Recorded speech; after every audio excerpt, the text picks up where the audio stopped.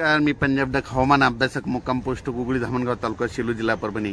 महाराष्ट्रातल्या सर्व शेतकऱ्याला प्रथम आनंदाची बातमी देतो की महाराष्ट्रामध्ये म्हणजे सातारा सांगली म्हणजे पश्चिम महाराष्ट्रात कोकणपट्टी भागामध्ये या 3 दिवसामध्ये पाऊस पडणार आहे म्हणून हा अंदाज लक्षात घ्यायचा। उर्वरित राज्यात मात्र तुरळक ठिकाणी पाऊस पडणार आहे, मान्सून पूर्व पाऊस पडणार आहे म्हणून हा अंदाज लक्षात घ्या। परंतु हे करत असताना सांगू इच्छितो की आता पाऊस म्हणजे पावसाळा जवळ आलाय आणि पाऊस कधी येणार आहे आणि शेतकऱ्याची सगळ्यांची आशा लागली आहे। तर मग शेतकऱ्याला सांगू इच्छितो आता त्यामध्ये एकंदर परिस्थिती मान्सूनची खूप चांगली प्रगती आहे, म्हणजे मान्सून चांगला आहे। यावर्षी 8 जूनला चांगला मान्सून सगळीकडे सक्रिय होईल आणि सगळ्यांच्या पेरण्या होतील।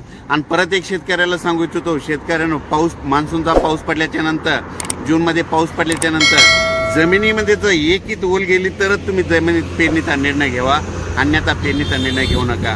काय होतं, शेतकरी काय करतात, थोडा पाऊस पडला की गडबड करतात म्हणून हे अंदाज लक्षात घ्या। मात्र 8 जूनला मात्र मान्सून चांगला आपल्या महाराष्ट्रामध्ये सक्रिय झालेला दिसत, पोषक परिस्थिती इतकी चांगली आहे म्हणून हे अंदाज लक्षात घ्यायचा। खरं तर पाऊस लवकर येणार होता, पण अचानक काय झालं, बंगालच्या खाडीमध्ये म्हणजे आज एक चक्रीवादळ तयार झालं आणि ते बांगलादेशकडे जाणार आहे, त्याच्यामुळे थोडा रेंगाळा होणार आहे।